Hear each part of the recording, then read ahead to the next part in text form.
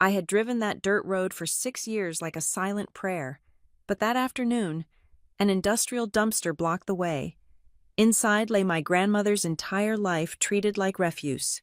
Standing on the porch in a crisp polo shirt was my uncle, ready to announce his sale. I did not scream. I simply decided that if he wanted to sell this farm for $1.6 million today, he would do it with the noose he had tied for himself.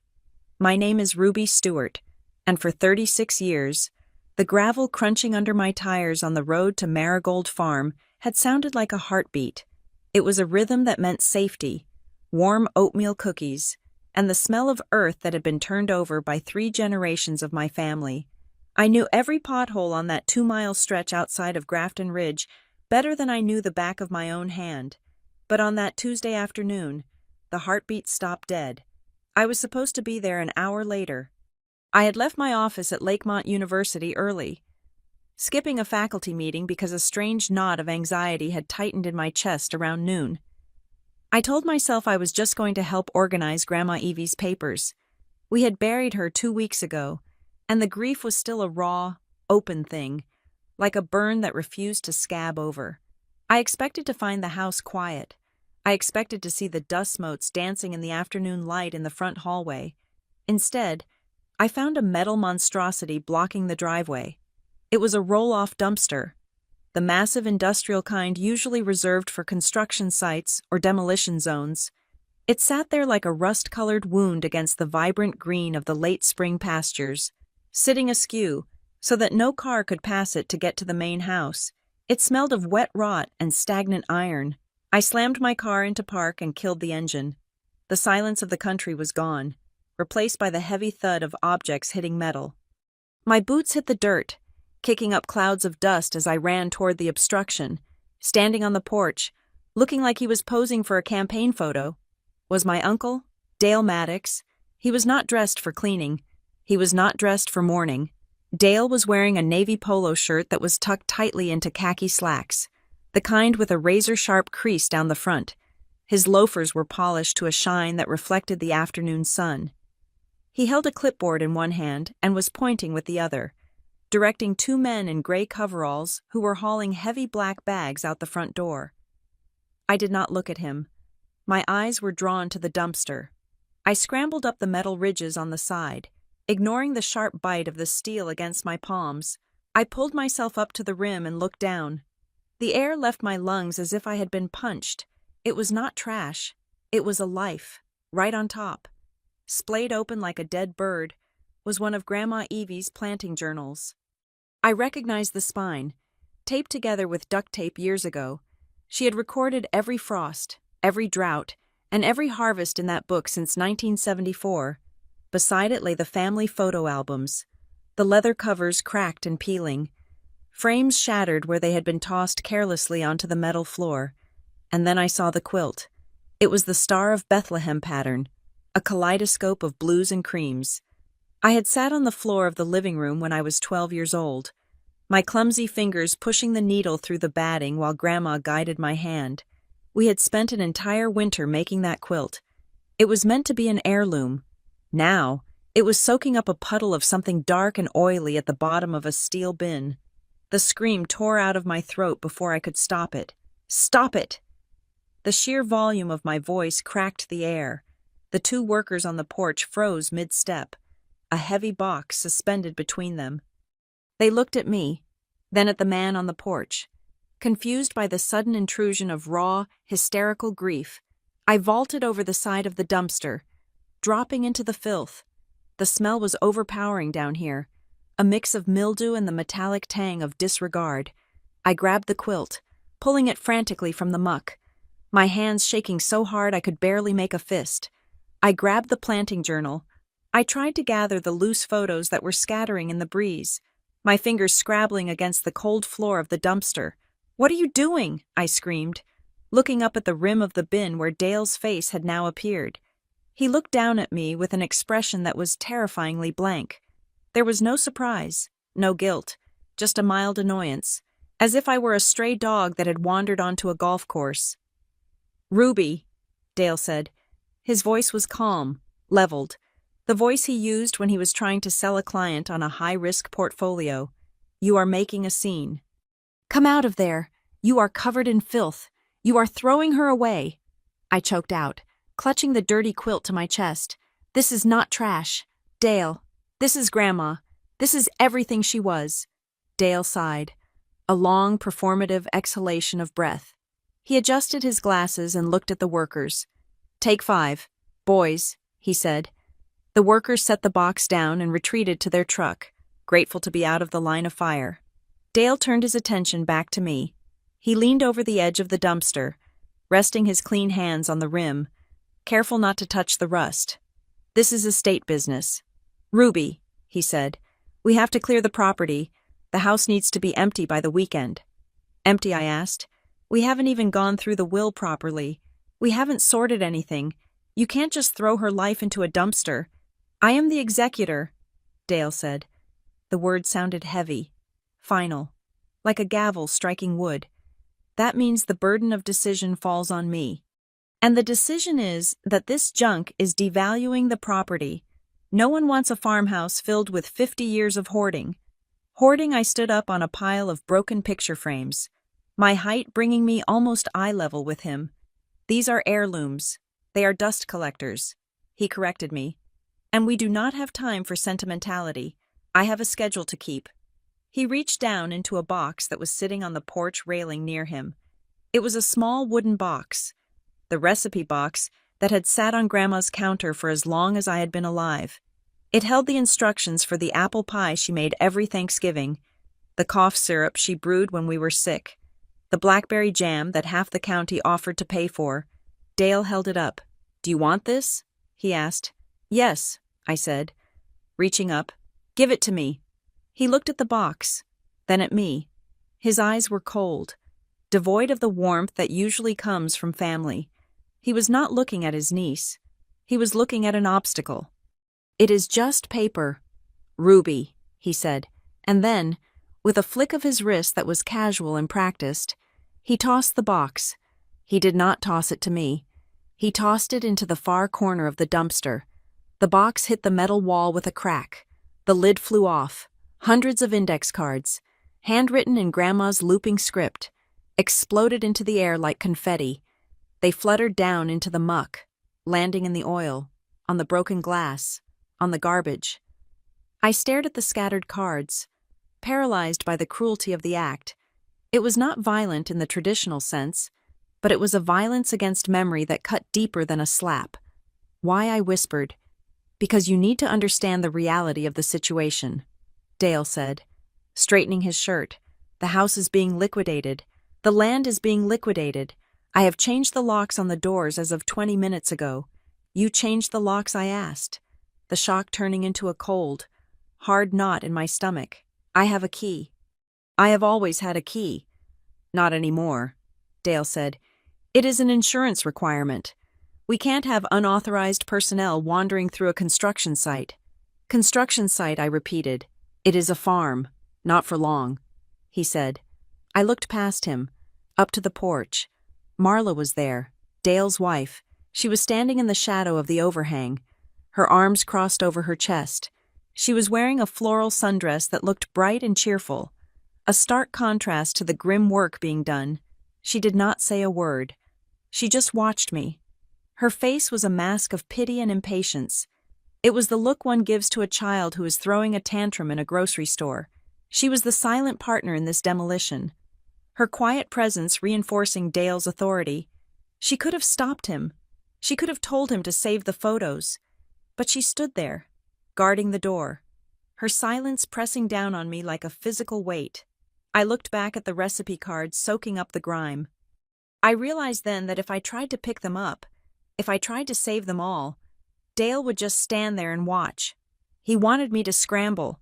He wanted me to cry and beg and dig through the trash so he could look at me with that calm, superior detachment and tell the family later how unstable poor Ruby had been, how she had lost her mind with grief. He was baiting me. I looked at the quilt in my arms. It was ruined, stained with oil, smelling of rot. But underneath the quilt, I felt the hard, rectangular shape of the planting journal I had first grabbed. It was the one from the year I was born. I made a choice. I did not scramble for the recipe cards. I did not scream again. I gripped the journal tight against my ribs, shielding it with my body. I climbed over the side of the dumpster, my boots slipping on the metal, until my feet hit the dirt of the driveway. I was covered in dust. There was a smear of grease on my arm. My hair was wild, blown by the wind and my own frenzy. Dale watched me from the clean, elevated safety of the porch. "Go home. Ruby," he said. "Wait for the check. That is what everyone else is doing. Don't make this harder on the family than it needs to be. The family." He used the word like a weapon. He used it to demand compliance. I looked at the house one last time. The windows looked like hollow eyes. The front door, which had always been unlocked for me, was now a fortress I was barred from entering. The message was clear. The history of this place, the history of us, was being erased to make way for a clean sale. He wasn't just cleaning out a house. He was sanitizing a crime scene. He was removing the evidence that people had lived here, loved here, and planned for a future here. I did not say goodbye. I did not plead. I turned my back on him. I walked to my car.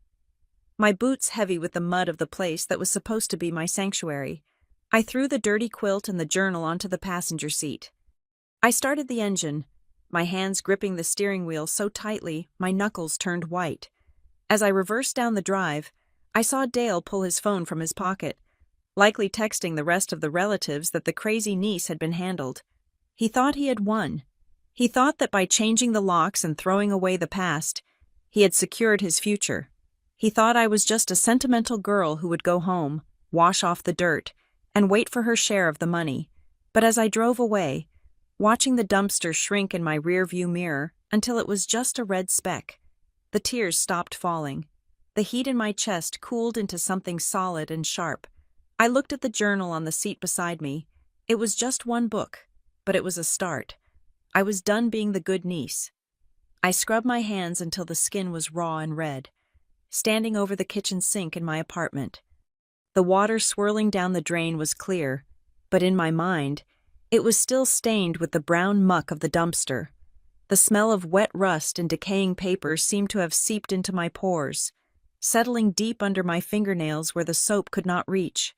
I had been home for 3 hours, but the sensation of that cold, industrial metal against my palms refused to leave me.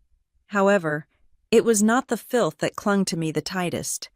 It was the phrase Dale had used, spoken with that sterile, corporate detachment, estate business. He had turned the warmth of my grandmother's home into a transaction. He had taken the place where I learned to walk, where I learned to bake, and where I learned to grieve. And he had reduced it to a ledger entry that needed to be balanced and closed. I turned off the faucet. The silence in my apartment was heavy. It was a stark contrast to the wind and the birdsong of the farm, and usually, I found comfort in this quiet. Tonight, it felt like a vacuum. My phone buzzed on the granite counter, vibrating with a persistence that made my stomach turn. I knew who it was without looking, but I looked anyway. It was my mother. I stared at the screen, watching her name flash. I could picture her sitting in her sunroom in Florida, surrounded by her wicker furniture, worrying. She would want to know if I had made a scene. She would want to know if I had upset Dale. I slid my finger across the screen and answered. "Ruby," she said, her voice tight. "Dale called me. He said you were hysterical. He threw her things in a dumpster." "Mom," I said, my voice sounding incredibly weary to my own ears. "He is throwing away the quilt we made. He threw away the photo albums." "I know. Honey, I know," she soothed, using the tone she used to use when I scraped my knee as a child. "It is awful, but Dale says it is necessary. The house has to be cleared out to be sold. You know how he is about efficiency." "Efficiency?" I asked. "He is erasing her. He is just doing his job as executor." She said, "Look, Ruby, please, do not fight him on this. You know how the family gets. We do not want a feud. Just keep the peace. For Grandma's sake. Just let it go. Keep the peace." That phrase hung in the air between us. traveling over 1,000 miles of fiber optic cable to strangle me. I realized then that this was how it had always been, for 30 years. We had let Dale take the lead, because it was easier than listening to him complain. We had let him choose the restaurants, plan the reunions, and manage the finances because keeping the peace was the highest virtue in the Stewart family. We had mistaken silence for harmony. I realized with a sudden, clarifying jolt that my mother was not asking me to be peaceful. She was asking me to be complicit. I am tired. Mom, I lied. I am going to bed. I hung up before she could protest. I walked over to the dining table where I had placed the only thing I had managed to save. The planting journal. It was dirty, the cover smeared with something dark, but it was intact. I sat down and opened it. The smell of old paper and dried lavender rose from the pages, cutting through the phantom scent of the dumpster. I turned the pages carefully. 1998, the year I turned 9. The handwriting was shaky in places, strong in others. It was a chronicle of weather and soil. And then, I found the entry I had been looking for, dated mid-April. Ruby helped plant the marigolds today. She has good hands. She does not mind the dirt. She reminds me of myself before I got tired. I ran my finger over the ink. She has good hands. Tears pricked my eyes, but they were not the hot, overwhelming tears of the afternoon. These were cold tears. They were clarifying.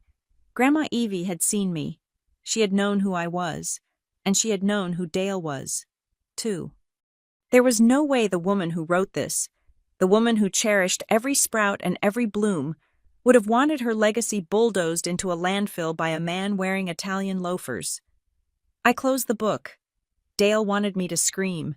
He wanted me to drive back there tomorrow and throw a tantrum at the gate so he could call the sheriff. He wanted to paint me as the emotional, unstable niece who could not let go, while he played the rational, responsible adult. If I fought him with anger, he would win. He had the legal standing. He had the executor title. So I would not fight him with anger. I would fight him with paper. I opened my laptop. The screen glowed blue in the dim room. I created a new folder on my desktop. I typed the name in all caps. Marigold Evidence. I started digging. I went through my banking history. Going back 5 years. I found the transfer for the new roof I had paid for when Grandma's pension check was short. I downloaded the statement. I found the receipts for the plumber I had hired to fix the septic tank 2 winters ago. I found the emails between Grandma and me where she talked about the farm, about how she wanted the land to stay green, about how she worried Dale did not understand the soil. I dragged every file into the folder, every image, every PDF, every digital footprint that proved I was not just a visitor at Marigold Farm. I was an investor. I was a caretaker. My phone chimed again, a text message this time. It was from Dale. You need to be realistic. Ruby, I know you are upset, but this is how the real world works. Assets get liquidated. Do not make this harder on yourself. We can discuss your share of the proceeds once the sale closes. My share. He thought he could buy my compliance. My thumbs hovered over the keypad. I wanted to type back 1,000 things. I wanted to tell him I knew he was rushing. I wanted to tell him he was a vulture. I wanted to ask him why he was so desperate to sell today. But I stopped. If I replied, I gave him information. I gave him a gauge of my emotional state. I took a screenshot of his message instead. I saved it to the folder, renaming the file with the date and time. Dale text threat 0512. I put the phone down face up. I let the screen go black. I sat there in the dark, the only light coming from the street lamps outside my window. I needed more. Receipts for roof repairs were good, but they were not enough to stop a sale. I needed to know why he was panicking. You do not bring a dumpster and a notary to a family home on a Tuesday unless you are running out of time. I closed my eyes and tried to summon Grandma Evie's voice. I tried to remember the last few months, the days when the cancer was making her tired and foggy. We had spent hours sitting on the back porch, watching the sun go down over the ridge. She talked a lot in those days, jumping between decades, confusing the past and the present. I remembered a Tuesday in late March. It was raining. She was fretting about a draft in the window. "I need to find the papers," she had said, her hands plucking at the blanket on her lap. "What papers?" Grandma I had asked, tucking the wool around her legs. "The ones for the boy," she said. "For the lawyer? Mr. Graham?" "Graham," I had asked. "The old man in town, Grandma. He retired 10 years ago." No, she had insisted. Her eyes surprisingly sharp for a moment. "In the old town, the brick building, he keeps them safe.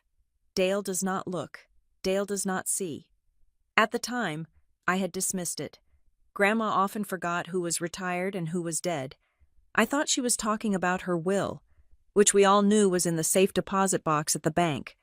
But now, sitting in my apartment with the digital glow of my evidence folder, the memory felt different.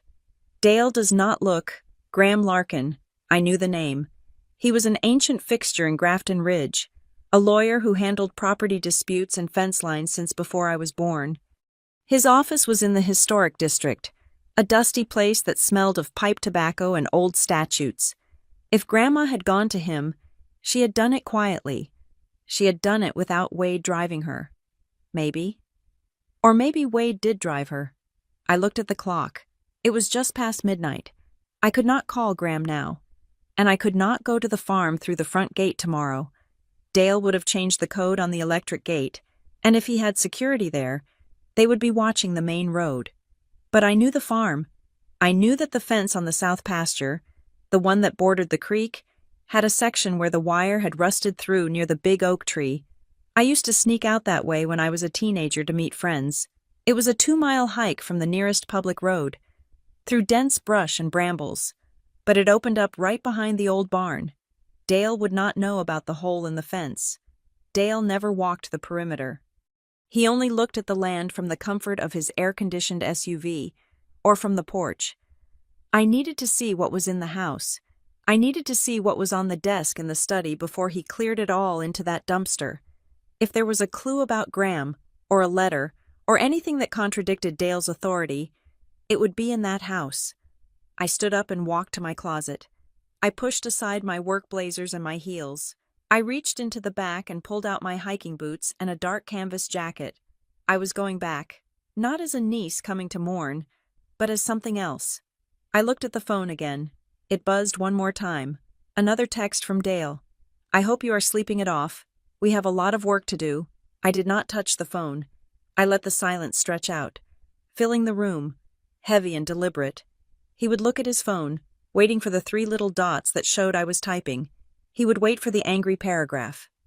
And when it did not come, he would assume I was sulking. He would assume I was beaten.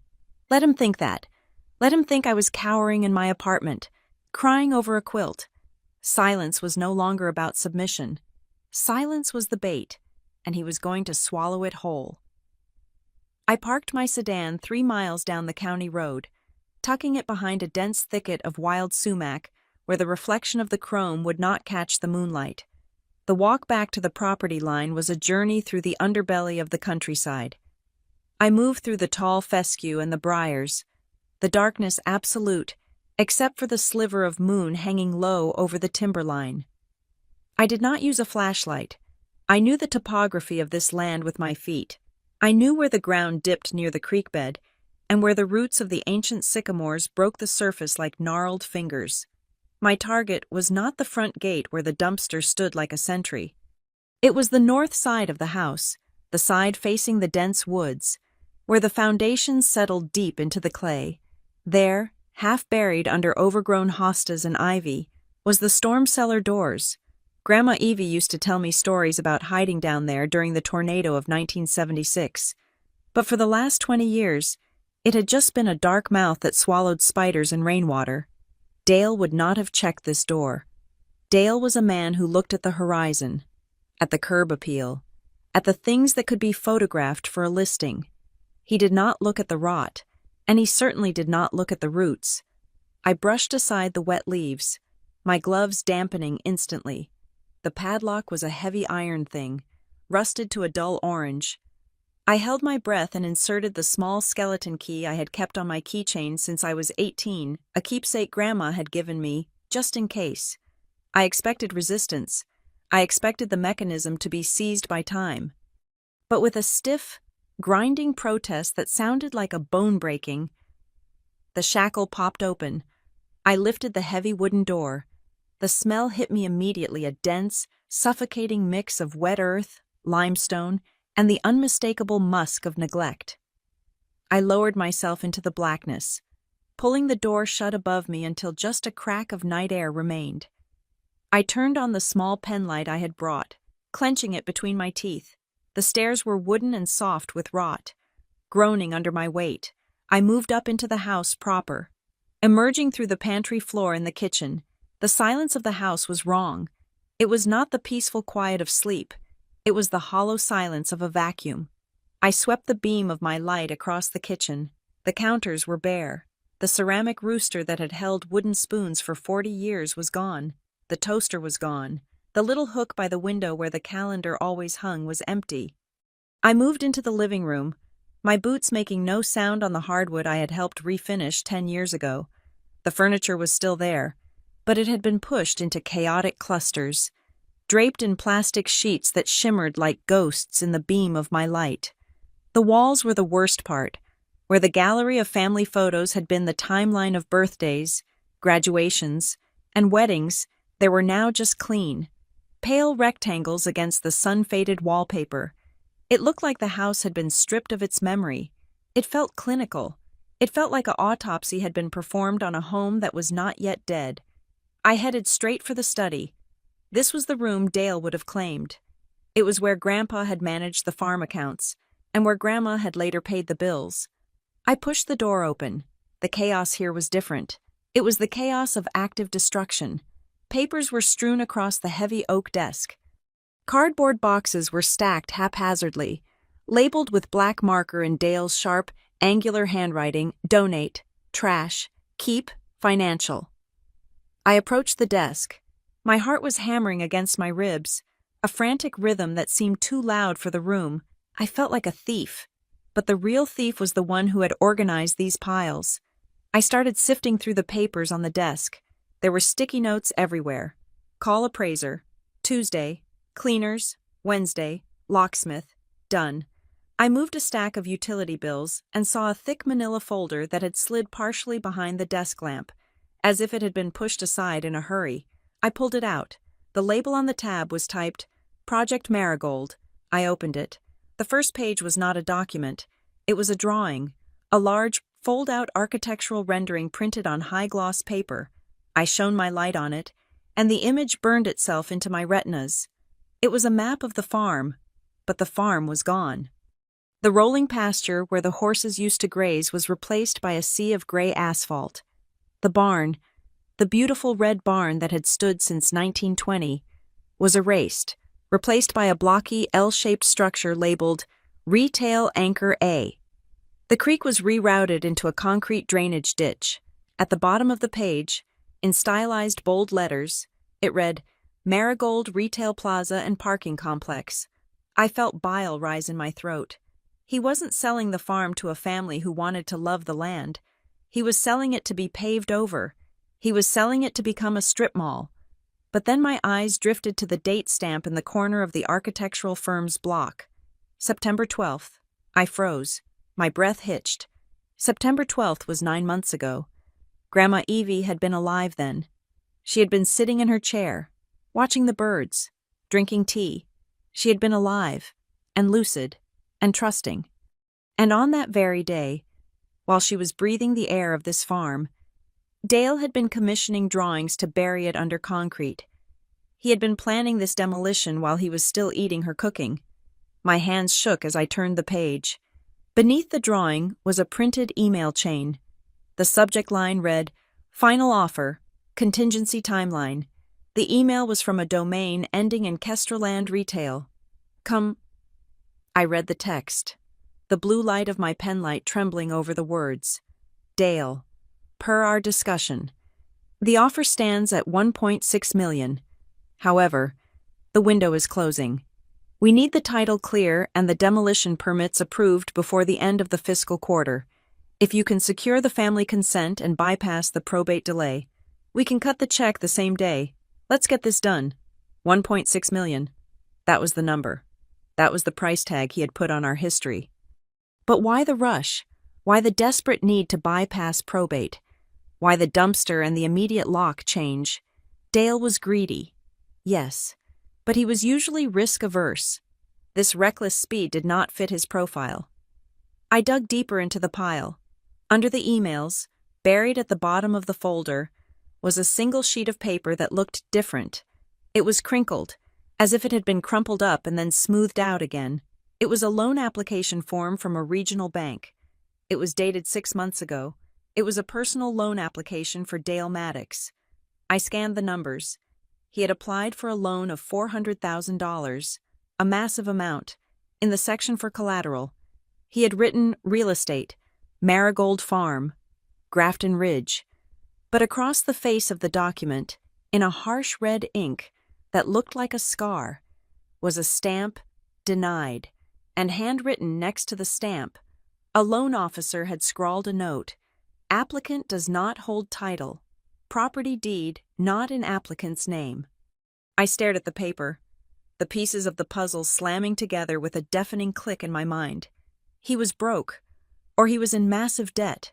He had tried to leverage the farm to save himself while Grandma was still alive, assuming he could just talk her into signing it over, or that the bank wouldn't check. But the bank had checked. They had denied him because he didn't own it. So he had waited. He had waited for her to die. And now, he was drowning. He needed the sale to Kestrel Land and Retail not to benefit the family, but to cover a $400,000 hole in his own life before anyone found out. The 1.6 million wasn't a windfall. It was a lifeline. And he needed it today because the interest or the creditors were knocking at his door. He wasn't acting as an executor. He was acting as a desperate man looking for a liquidity event. I pulled out my phone. I turned the flash off and used the steady beam of the penlight to illuminate the documents. I photographed the blueprint, focusing clearly on the date. I photographed the email about the 1.6 million. I photographed the denied loan application, ensuring the no title stamp was sharp and legible. My fingers flew across the screen. I opened my cloud storage app and uploaded the photos immediately into the folder Marigold Evidence. I watched the little progress bar spin. Uploading. Uploading. Complete. I took a deep breath. I had the smoking gun. Now I had to vanish. I began to rearrange the papers. I slid the loan application back to the bottom. I put the email on top of it. I folded the blueprint carefully and placed it back in the folder. I slid the folder back under the stack of utility bills, angling it exactly as it had been. Protruding slightly behind the lamp, I stepped back, sweeping the light over the desk one last time. It looked undisturbed. It looked like the workspace of a grieving son busy with administrative duties.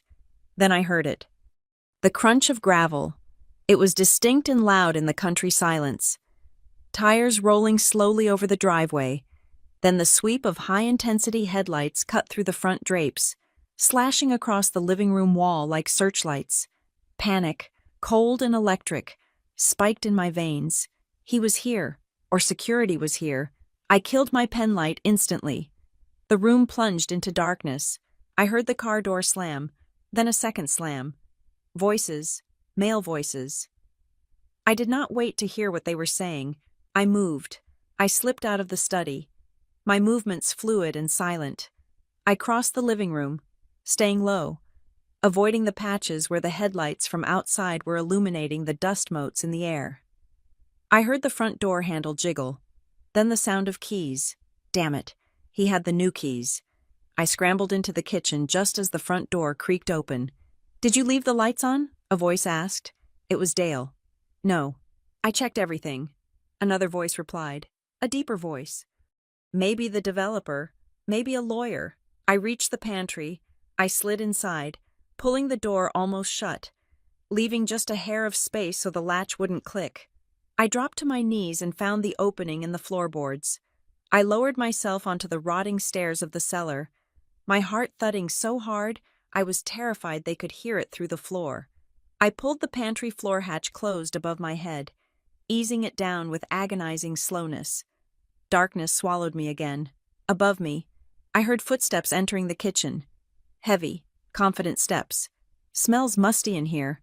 The second voice said, "Old houses. It is just dampness," Dale said, his voice directly above my head. "It will all be leveled next week anyway. Do not worry about the smell." I descended the stairs, moving as fast as I dared in the pitch black. I reached the bottom and found the cellar doors. I pushed them up, slipping out into the night air. The cool breeze felt like salvation. I closed the cellar doors, pressing the rusted padlock back into place. I couldn't lock it, but I arranged the hasp so it looked undisturbed. I crouched low, using the overgrown hydrangeas as cover. I looked back at the house. The kitchen light had been turned on. I could see Dale's silhouette moving past the window. He was opening the refrigerator. He looked calm. He looked like a man who thought he controlled everything within those walls. He had no idea that the walls had just talked. I turned and ran. I ran back toward the tree line, moving through the brush with a speed fueled by adrenaline and a cold, hard rage. I didn't stop until I was deep in the woods, until the lights of the farmhouse were gone. I slowed to a walk, my breath coming in ragged gasps. I reached into my pocket and touched my phone. The metal felt warm. I looked back one last time toward the invisible property line. Dale wasn't selling the farm to save the family legacy. He wasn't even selling it out of simple greed. He was selling it to save his own skin. And he had made a fatal error. He had assumed that because he held the keys to the front door, he owned the truth of the house. He forgot that a farm has 1,000 ways in and 1,000 ways to speak.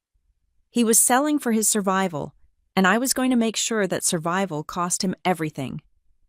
The morning sun in Grafton Ridge did not feel cleansing. It felt exposing. After a sleepless night spent staring at the ceiling of my apartment, watching the digital clock flick through the hours, I drove into town with the dawn. My destination was not a modern glass building, but a narrow 2-story brick structure in the historic district that looked like it had been holding its breath for 50 years. The brass plaque next to the door was tarnished just enough to imply longevity rather than neglect. Graham Larkin, attorney at law. I pushed open the heavy oak door. A bell chimed, a sharp, mechanical sound that belonged to a different century. The waiting room smelled of lemon polish, old leather, and pipe tobacco. It was the kind of office where time slowed down, where the frantic pace of the modern world was suffocated by the weight of bound case law. Graham Larkin emerged from the back room before I could even sit down. He was a man constructed of sharp angles and tweed. He had to be pushing 80, but his eyes, framed by thick tortoiseshell glasses, were clear and predatory. He did not offer a comforting smile. He looked at me, then at the thick manila envelope I was clutching to my chest, and nodded once. "Ruby Stewart," he said. His voice was like gravel rolling in a dryer. "You look like you have been to war." "I feel like it, Mr. Larkin." I said, "Come back," he said, turning on his heel. His office was a fortress of paper. Stacks of files covered every surface, yet there was a distinct order to the chaos. He sat behind a desk that was large enough to land a small aircraft on and gestured for me to sit in the leather chair opposite him. I did not waste time with pleasantries. I did not talk about the funeral. I opened the envelope and slid the photographs I had taken the night before across the mahogany surface. "I broke into the farmhouse last night." I said, "I know that is illegal. I do not care. You need to see these." Graham did not lecture me on breaking and entering. He simply put on a second pair of glasses over his first and pulled the photos closer. He looked at the architectural rendering of the retail plaza first. He studied the date. He did not blink. He looked at the email printout regarding the $1.6 million offer. His expression remained stony. Then he picked up the photo of the denied loan application.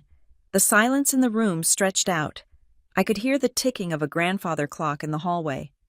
It was a slow, rhythmic thud that matched the anxious beating of my heart. I watched his eyes scan the red ink stamp, no title. He set the photo down. He took off his reading glasses and folded them deliberately. He leaned back in his chair, the leather creaking. "He is underwater," Graham said. It was not a question. He owes $400,000, I said, and he was trying to leverage the farm to pay it off 6 months before Grandma died. Graham nodded slowly. This changes the complexion of things. This is not just an executor being aggressive. This is a fiduciary acting in bad faith to cover personal insolvency. He tapped the photo of the email from the developers. They want a quick close, he noted. They want to bypass probate. That is why he is rushing. That is why he is bullying the family. He needs that money to hit his account before his own creditors come collecting. If this goes to a standard probate timeline, which can take 6 months to a year, your uncle is finished. I leaned forward. So we can stop him. I can take this to the sheriff or to the judge. We can get an injunction today. Right? I was ready to sprint to the courthouse. I was ready to nail the eviction notice to Dale's forehead myself. Graham held up a hand. It was a withered hand, spotted with age, but it commanded absolute silence. No, he said. I blinked. No, what do you mean? No, he is stealing the estate. He is about to sell a farm that has been in my family for 100 years to a strip mall developer. Ruby, listen to me, Graham said. His voice dropped an octave, becoming harder. If you run into court today with pictures you took while trespassing, waving allegations of fraud, what happens? Dale claims the loan application was a mistake, or an inquiry he never followed through on. He claims the blueprints were just exploratory, to determine the value of the land for the estate's benefit. He will paint you as the hysterical, grieving niece who is trying to sabotage his work as executor. He leaned in closer. And do you know what happens then? He uses the estate's money to defend himself. He will drain your grandmother's accounts, paying for his defense against you.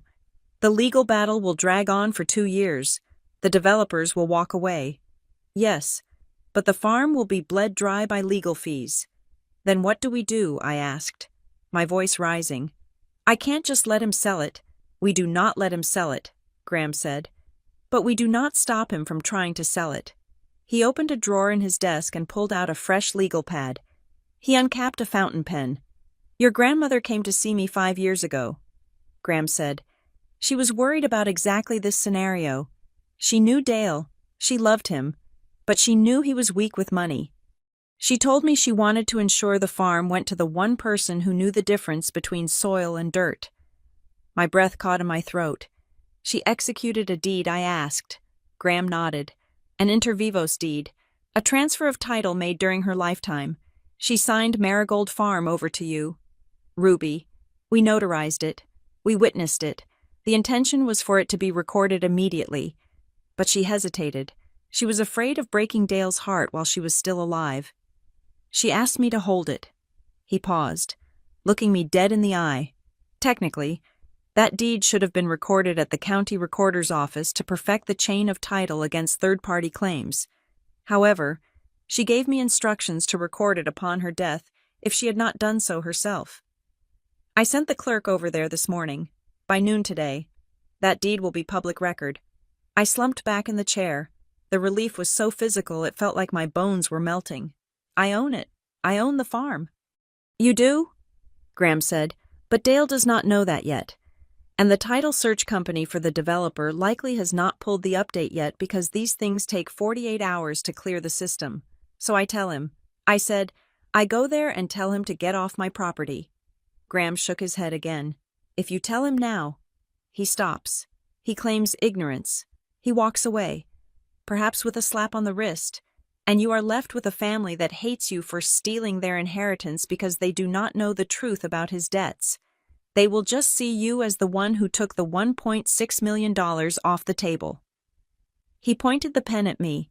We need him to commit. We need him to sign the purchase agreement. We need him to represent, in writing, under penalty of perjury, that he has the authority to sell. We need him to take money a deposit from the buyers. Why, I asked. Because then it is not a family dispute, Graham said grimly. Then it is fraud. Then it is a criminal act. If we expose him now, he is just a bad executor. If we let him sign that contract while knowing he does not hold the title, he is a felon. And more importantly, the family will see undeniable proof that he was trying to defraud them all, not just you. I stared at the lawyer. The strategy was cold. It was brutal. It required me to watch Dale destroy my grandmother's house for another few days and do nothing. I have to watch him empty the house, I asked. I have to let him throw her things away. You have to let him think he is winning. Graham said, that is the only way to ensure he loses completely. He pushed a document toward me. It was a retainer agreement. I want you to sign this. I will represent you. My job is to handle the legal filing and the developer. Your job is harder. What is my job? I asked, picking up the pen. Your job is to be the witness, Graham said. I want you to go back to that farm. I want you to attend every meeting he calls. I want you to stand there and let him insult you. I want you to let him tell you that you are getting nothing, and I want you to say nothing. He tapped the legal pad. Create a timeline, he ordered. I want every date. When she died, when he changed the locks, when he sent that email, when the loan was denied. We are going to build a chronology that shows malice aforethought. I signed the retainer. The scratch of the pen on the paper sounded loud in the quiet room. I felt a strange shift inside me. Yesterday, I was a victim. Today, I was a trap. I pulled the legal pad toward me and wrote, Timeline of events, November 12th. Dale applies for loan, denied, May 14th.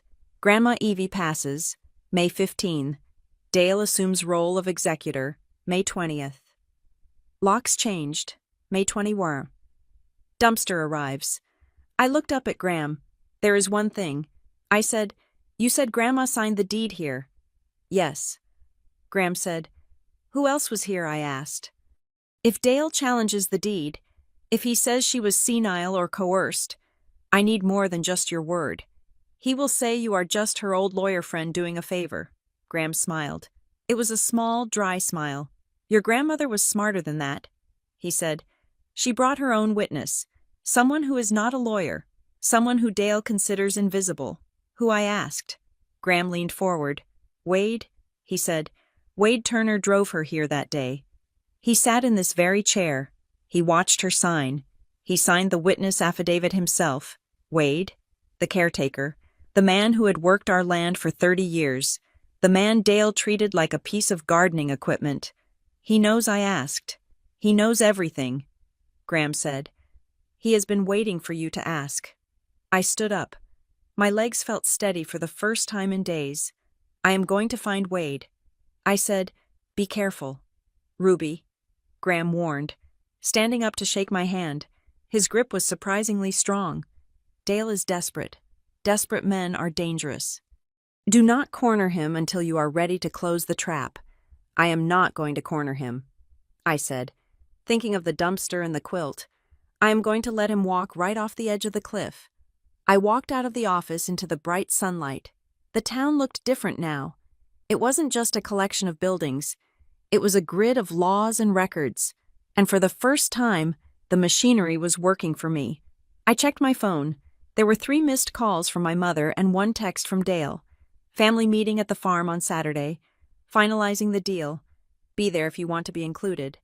I looked at the text and felt a cold surge of satisfaction. I would be there. I would be there. And I would be the quietest person in the room. I got into my car and headed toward the outskirts of town, toward the small trailer park where Wade lived. I needed to hear the story from him. I needed to know exactly what Grandma Evie had said that day 5 years ago. The road stretched out before me. The game had changed. I wasn't just fighting for a farm anymore. I was fighting for the truth of who Evelyn Maddox was and who she believed I could be. Dale thought he was racing against the clock to sell the land. He didn't realize the clock had already run out 5 years ago. The machine shed sat on the western edge of the property, a corrugated metal structure that smelled permanently of diesel fuel, cured tobacco, and grease. It was Wade Turner's cathedral. While Dale had claimed the farmhouse with his spreadsheets and his polish, Wade occupied the spaces where the actual work happened. I found him there just after leaving Graham's office, hunched over the engine block of the old John Deere tractor that was older than I was.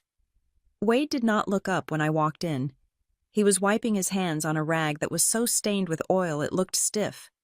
He was a man carved out of oak and leather, his face mapped with deep lines from 60 years of Missouri sun. He wore the same charcoal work shirt he had worn every day of my childhood, or at least an identical copy of it.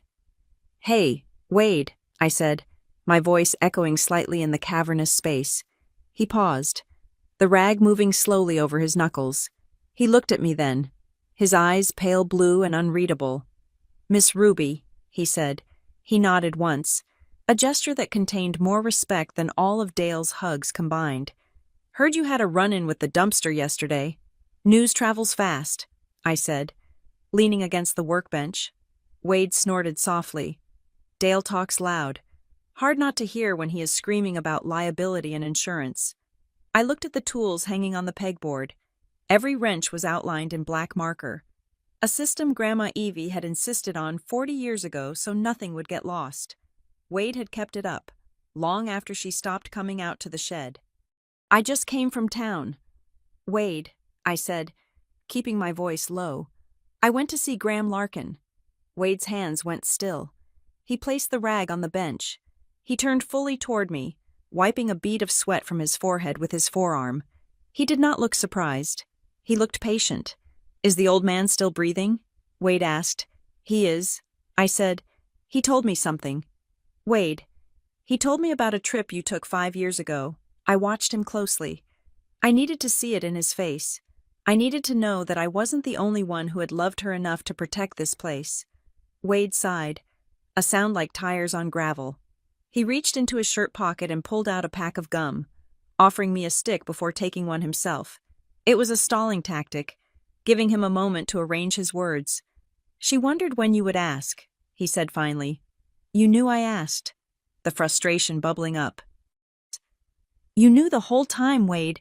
Why didn't you tell me? Why did you let me cry at the funeral, thinking Dale was going to pave over everything? Why did you let me stand in that dumpster yesterday?" Wade chewed his gum slowly, looking past me out the open bay door toward the fields. "Because she made me promise," he said. "She made you promise to hide the deed." "No," Wade said. "She made me promise to let you find it." He walked over to a metal filing cabinet in the corner, the kind that usually held warranties and parts manuals. He pulled open the top drawer. Miss Evie was a lot of things. Ruby. But she wasn't blind, he said. She knew Dale was a shark. She knew he would come for the land the second she was cold. But she also knew you. He looked at me, his gaze sharpening. "She told me once, right on that drive back from the lawyer, that if she just handed you the farm, you would treat it like a gift. You would say thank you, and you would try to keep it, but Dale would steamroll you because you have always been too polite. You have always been the peacekeeper, Ruby, just like your mother." I felt a flush of heat rise in my cheeks. It was not anger at him. It was the sting of truth. "She said you needed to get mad," Wade continued. "She said you needed to fight for it. She said, 'Wade, don't you say a word until Ruby is ready to burn the house down to save it. Until then, she isn't ready to own it.'" I stared at him. The complexity of it took my breath away. Grandma Evie hadn't just left me property. She had left me a lesson. She had hidden her legacy behind a wall of silence because she knew that the only way I could hold on to this land against a man like Dale was if I learned how to bear the weight of it myself. She loved me enough to let me suffer through the fear, so that the anger would forge me into something harder. I let out a shaky breath. "I am ready now. Wade. I am ready to burn it down." "Good," Wade said, "because they are starting the fire." He nodded toward my phone. "You might want to check that. My nephew works at the diner in town. He says your uncle has been busy on the email all morning." I pulled my phone out. I had ignored it since leaving the law office, terrified of being distracted. I opened my email app. There was a new thread. Subject, urgent. Family update. Regarding estate disposition. It was sent to everyone: my mother, my cousins in Chicago, my estranged aunt in Texas, and even some distant second cousins I hadn't seen since I was 12. I read the text, my stomach tightening. "Dear family, it breaks my heart to report that we are hitting significant roadblocks in the liquidation of Mom's estate. As you know, the market is volatile, and we have a very generous cash offer on the table that expires this weekend. Unfortunately, Ruby is having a very difficult time letting go. Her grief has manifested as obstructionism. She is refusing to cooperate with the necessary site clearing and is threatening legal action that could tie up everyone's inheritance for years. I am doing my best to manage her emotional outbursts, but please, if you can reach out to her and help her see reason, it would benefit us all. We are close to a distribution of roughly $100,000 per family unit, but only if we act as a united front. Love, Dale. He was isolating me. He was painting a target on my back and dangling $100,000 in front of relatives who I knew were struggling with mortgages and college tuitions. He was weaponizing their need against my emotional outbursts. My phone buzzed in my hand. It was Marla. I looked at Wade. He nodded. "Answer it. Put it on speaker." I tapped the green button. Ruby Marla's voice filled the small space between us. It was breathless, coated in a layer of synthetic concern. "Oh, honey, I am so glad you picked up. Dale is just beside himself." "Hello, Marla." I said, "Listen, sweetie," she said, lowering her voice as if she were conspiring with me. "I told Dale he was too harsh with the email. I know you are not trying to be difficult. I know how much you love that old quilt, but you have to understand, Dale is under so much pressure to do right by everyone." I said nothing. I let the silence stretch. "He is just worried about you." "Ruby," she continued, the mask slipping slightly, "we don't want you to embarrass yourself. The whole town is talking about you climbing in that dumpster. It is not a good look. We just want to protect your reputation. If you just sign the consent form, Dale says he can probably get you a little advance on your share. Maybe $5,000. You could take a nice trip, get some therapy." I looked at Wade. He rolled his eyes, a gesture so teenage it almost made me smile. "Marla," I said, keeping my voice flat, "I am not going on a trip, and tell Dale I read his email." "Oh, good," she said, mistaking my calmness for submission. "So we can count on you for the meeting on Saturday." "No drama." "I will be there," I said. "That is wonderful," she trilled. "We are ordering catering. It will be a celebration of Evie's life." She hung up. "Celebration of life," Wade muttered.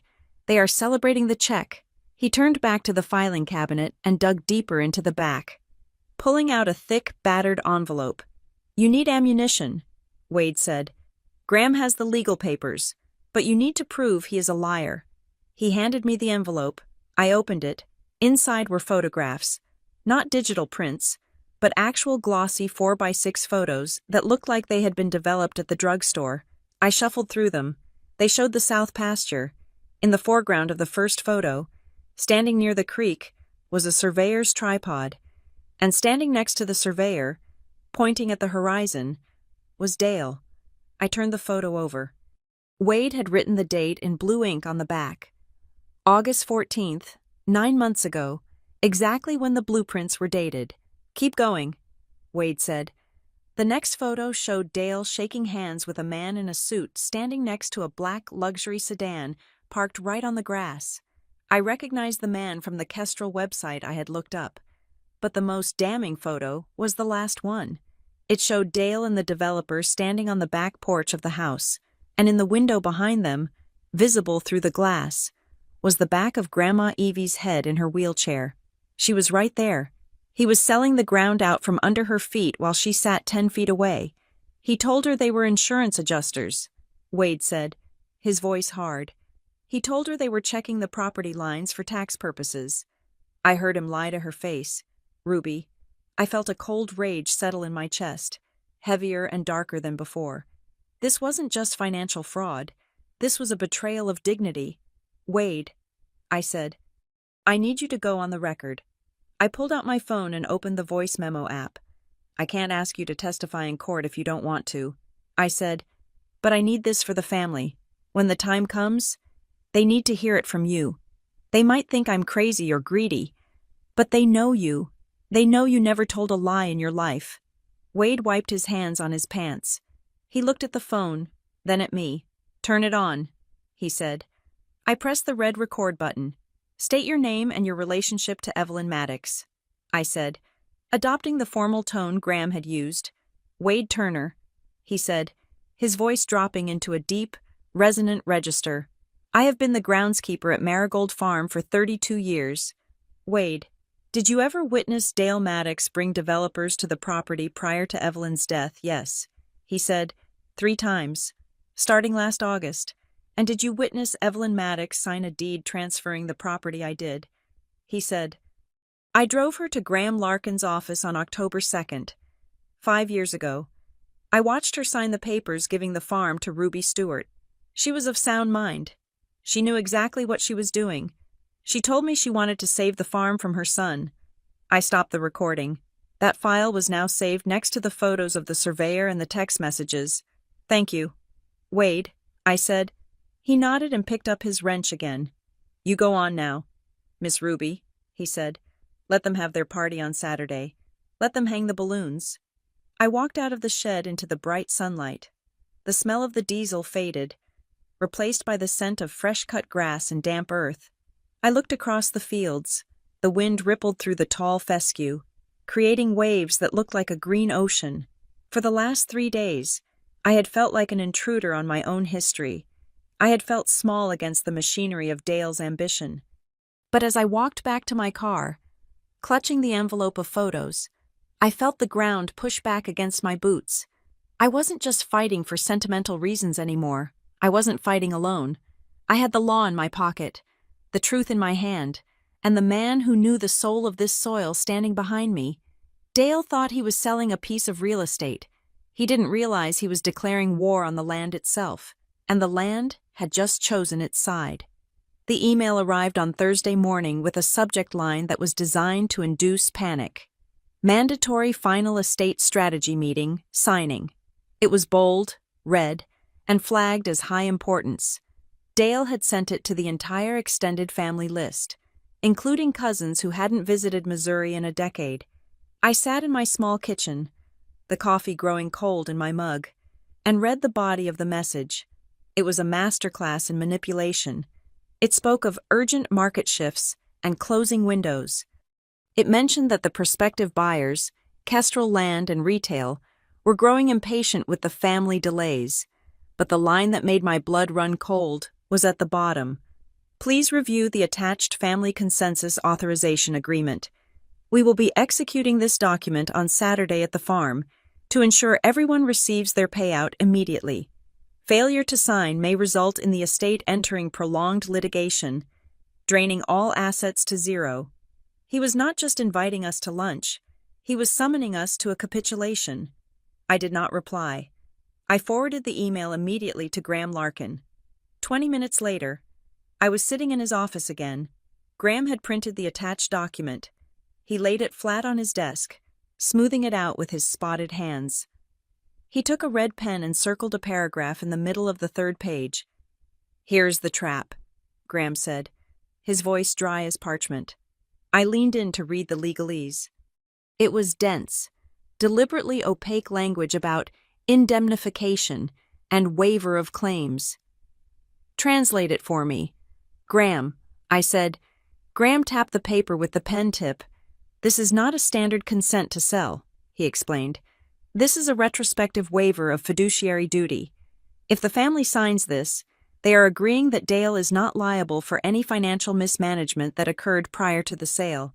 They are also granting him an irrevocable power of attorney to sign all closing documents on their behalf without further consultation.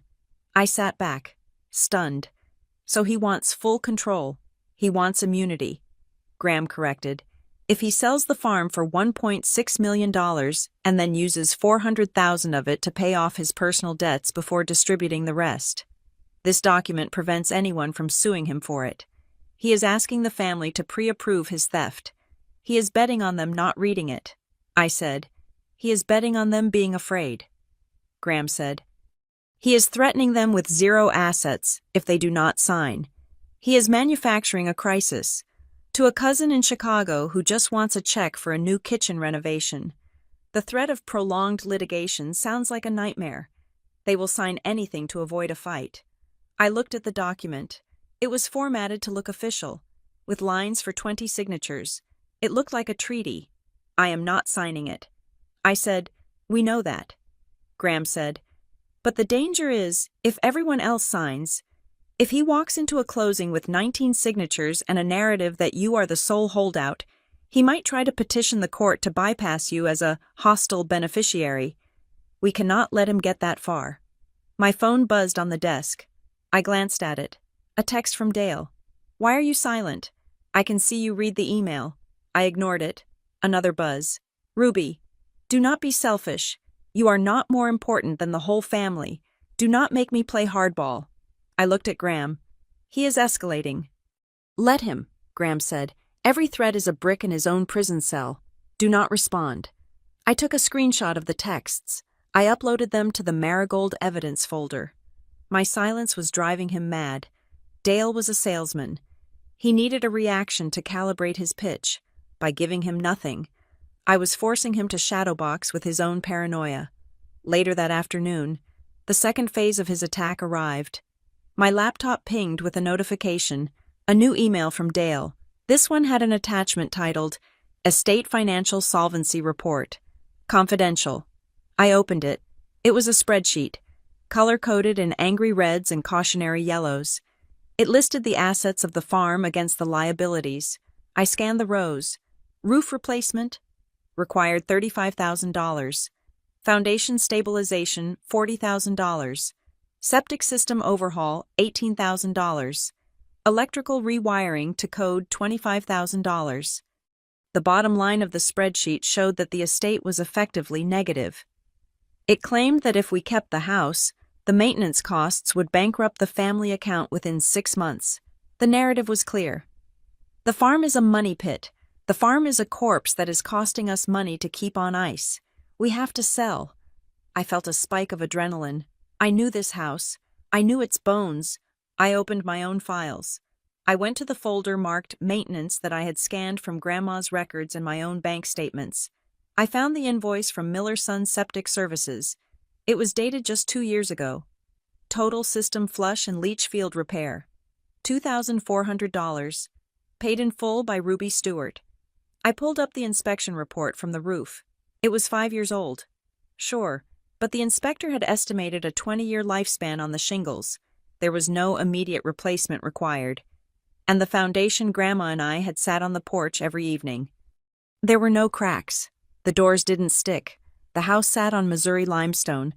It wasn't going anywhere. He was lying. He was inflating the numbers by 300% to terrify the relatives. He wanted them to look at this spreadsheet and think that Marigold Farm was a liability, not an asset. He wanted them to believe that the $1.6 million was a rescue boat coming to save them from a drowning ship. I printed the fake report. I stapled it to the real invoices I had found. I sat there, staring at the side-by-side comparison. It was so brazen. He assumed that because he was the businessman of the family, no one else would know how to read a balance sheet. He assumed that because I was just a university academic, I wouldn't know the cost of a septic tank. My phone buzzed again. It was Wade this time. No text, just an image. I opened the message. The photo was taken from inside the cab of his truck, looking out at the main entrance of the farm. 2 men were on ladders. They were using crowbars to pry the wooden archway off the stone pillars. The archway that had been burned with the words, Marigold Farm, Est, 1920. I felt a physical blow to my chest. That sign had been the first thing I saw every time I came home. It was the gateway to safety. I zoomed in on the photo. The wood was splintering as they wrenched it free. A second text from Wade popped up. He told them to take it to the dump. Said he wants a clean entrance for the open house on Saturday. He is erasing the name. Miss Ruby. I stared at the screen until my vision blurred. I didn't cry. The time for crying was over. A cold, hard clarity settled over me. He was stripping the identity from the land. He was taking down the name so that when the developers arrived, they wouldn't see a home. They would just see a parcel. He was depersonalizing the murder. I picked up the phone and called Graham. Run the search, I said. Graham answered on the first ring. You mean the title search? Yes, I said. I want a full, independent title search from a company outside of the county. I want it expedited. I want the paper in my hand by Saturday morning. It will cost extra for the rush. Graham warned, I do not care. I said, I want to see it in black and white. I want to see the moment the recording office processed that deed. I will order it now. Graham said, Ruby, yes. Do not go out there, he said. I know you want to stop them from taking down the sign, but if you go out there now, you blow the surprise. Let him take the sign down. Let him think he has wiped the slate clean. It is hard. Graham, I whispered. I know, he said. But on Saturday, you are going to put that sign back up, and you are going to nail it to his forehead metaphorically. I hung up. I looked back at the spreadsheet on my screen. The red numbers seemed to bleed into the white background. Foundation $40,000. He wasn't just lying about the house.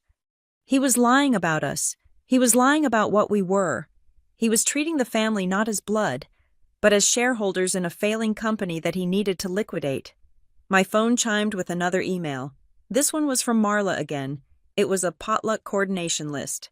Hi everyone. For the big meeting on Saturday, Dale and I will be providing the main course barbecue from City Market. Can everyone else please sign up for a side dish? Let's make this a fun farewell to the farm, a fun farewell. I scrolled down the list. Cousin Sarah was bringing potato salad. Aunt Linda was bringing coleslaw. They were all falling in line. They were bringing food to their own robbery. I typed a reply, my fingers hitting the keys with deliberate force. I will bring the dessert. It was a lie. I wasn't bringing dessert.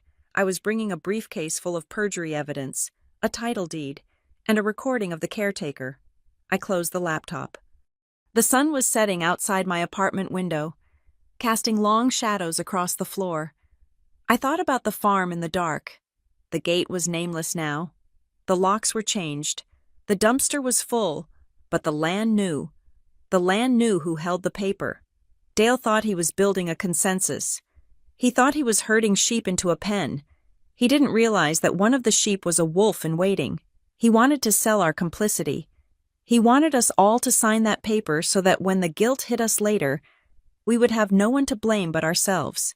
He wanted to spread the sin around so it wouldn't weigh so heavy on his own shoulders. I stood up and walked to the mirror in the hallway. I looked at myself. I looked tired. My eyes were rimmed with red. But there was something else there, too.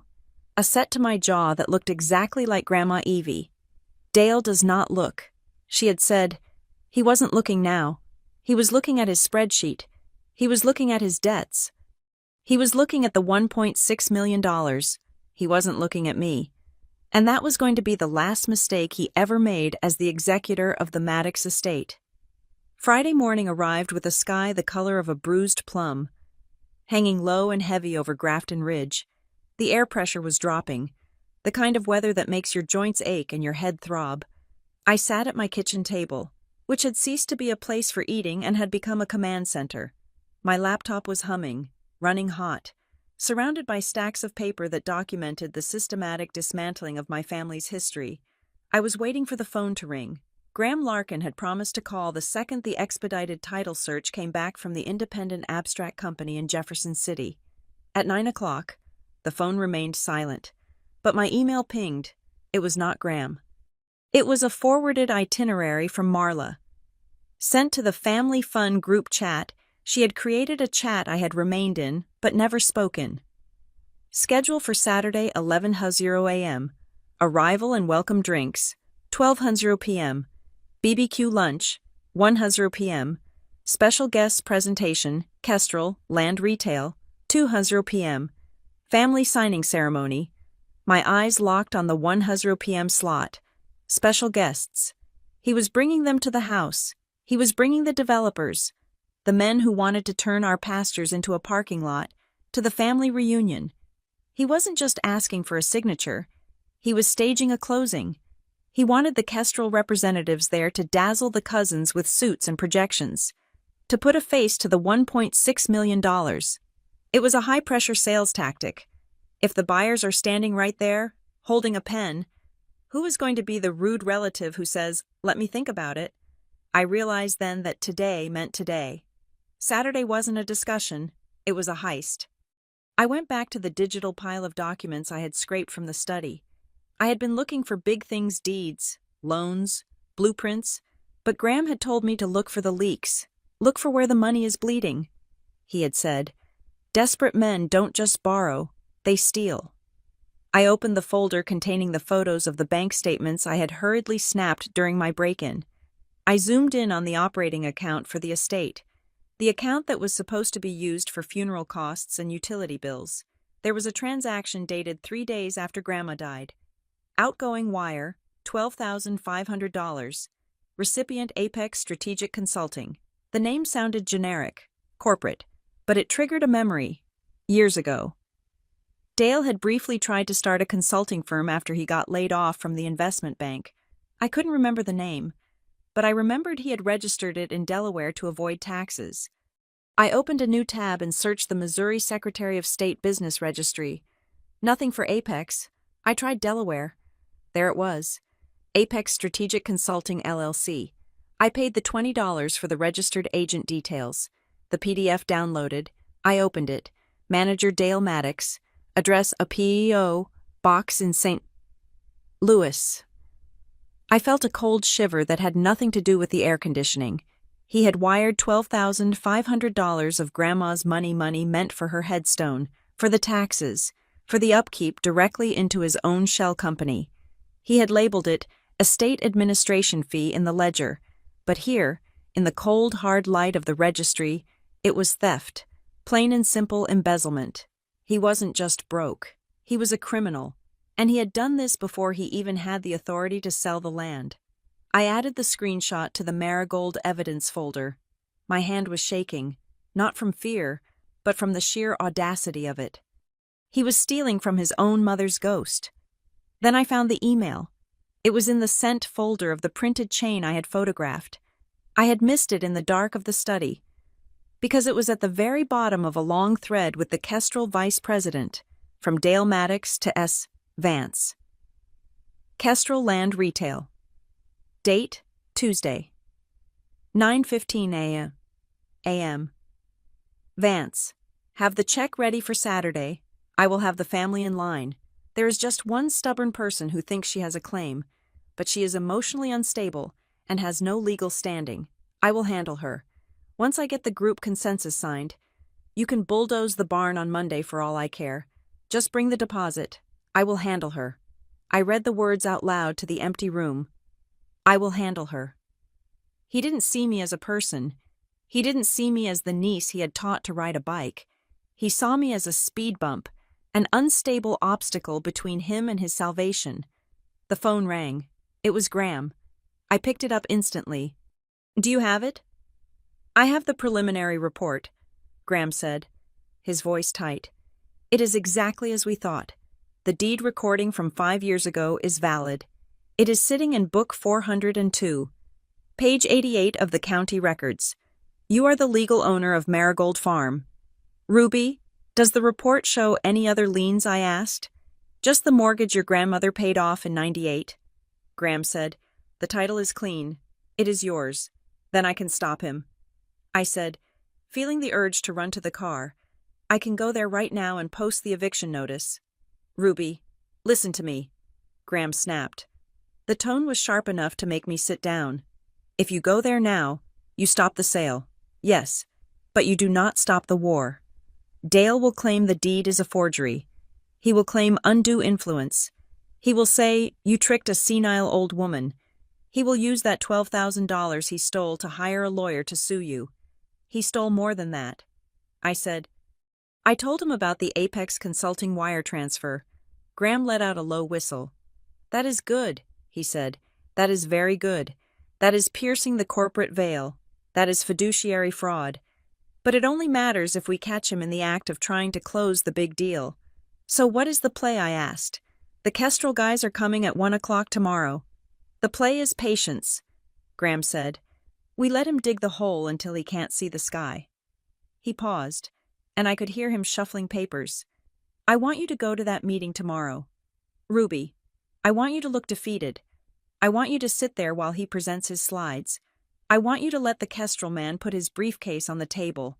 And then, When he puts the pen in your hand, when he asks for your signature on that consent form, you ask him one question. What question you ask him? Dale, as the executor, have you performed a final title search as of this morning to guarantee the estate owns what you are selling? He will lie. I said, exactly. Graham said, he will say yes. He will say he checked everything. And because the Kestrel representative is standing right there, that lie becomes a representation of fact to a buyer. It becomes fraud inducing a contract. That is when you drop the hammer. I closed my eyes. It was a high-wire act. I had to let him get within an inch of the finish line. I will be there. I said, will you be there? I will be waiting at the end of the driveway. Graham said, I will come in when you give the signal. But you have to deliver the blow. Ruby, it has to come from the family. It has to be you standing up for Evelyn. I hung up.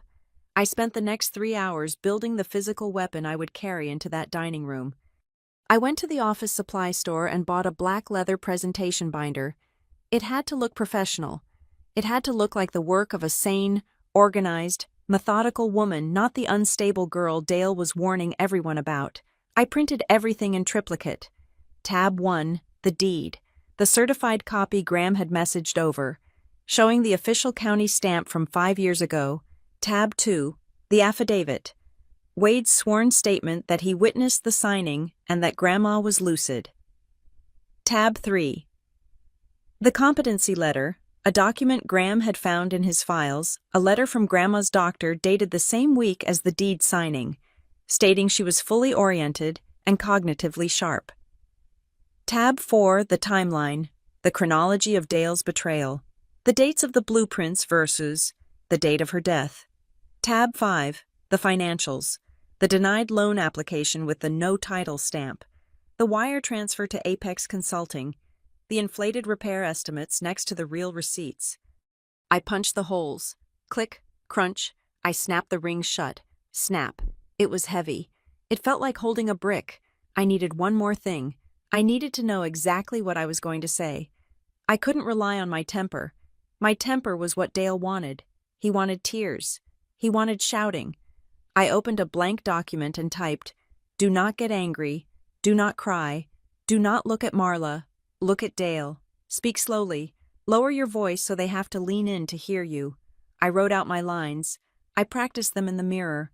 Before I sign, I have a procedural question. It sounded boring. It sounded bureaucratic. It was perfect. At 5 o'clock, there was a knock at my door. I froze. Had Dale come to confront me, I looked through the peephole. It was Wade. I opened the door. He was wearing his church clothes, a clean plaid button-down and dark jeans. He held a Tupperware container in his hands. "Miss Ruby," he said, holding it out. "I made some of that cornbread your grandma liked. Thought you might need some strength for tomorrow." I took the container. The plastic was still warm. "Thank you." "Wade," I said. He looked past me at the table covered in papers. He saw the black binder. He saw the intensity in my eyes. "You got it all in there?" he asked. "Everything," I said. "Every lie he told." Wade nodded. He leaned against the doorframe, looking older than I had ever seen him. "You know," he said softly, "your grandma didn't hate Dale. She just knew he was hollow. She used to say he was like a cornstalk that grew too fast tall, but no root system. First wind that comes, he falls over. He's going to fall hard tomorrow." "Wade," I said, "you just let him talk." Wade advised. "You let him spin his web. The more he talks, the more rope he pulls out. You don't have to shout. Ruby, the land speaks through the paper. You just have to be the one to read it." "I will. I promised." He tipped his baseball cap, which he had put on over his nice hair, and walked down the hallway. I went back to the table. I ate the cornbread. It tasted like memory. It tasted like the kitchen at Marigold Farm before the silence fell. Then, at 8 o'clock, the final piece of the trap clicked into place. My phone buzzed. It was a notification from the family group chat. A message from Dale. "Update. To ensure everything goes smoothly and we can distribute checks as fast as possible. I have hired a mobile notary service to attend the meeting. We will be signing the power of attorney and the consent to sell right at the dining table. Please bring your IDs. I stared at the screen. He wasn't just bringing the buyers. He was bringing the executioner. A mobile notary meant there was no cooling off period.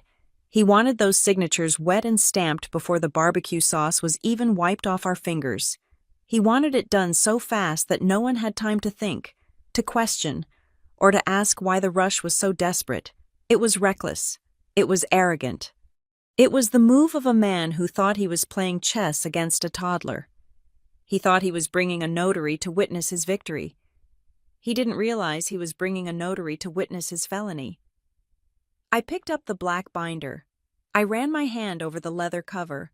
I walked to the window and looked out at the city lights. I thought about the drive I would make tomorrow. I thought about the dust on the road. I thought about the dumpster blocking the gate. Dale was going to walk into that room tomorrow in his best suit, shaking hands, smiling his salesman's smile, thinking he had finally scrubbed the stubborn stain of Ruby Stewart out of his life. He was bringing a pen to sign away 100 years of history. I turned off the light, leaving the room in darkness. He brought a pen. I brought the end.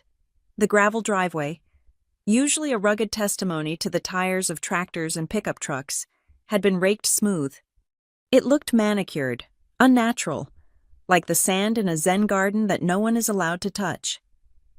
When I pulled my car in, parking between a Lexus SUV and a rented minivan, I realized the transformation was complete.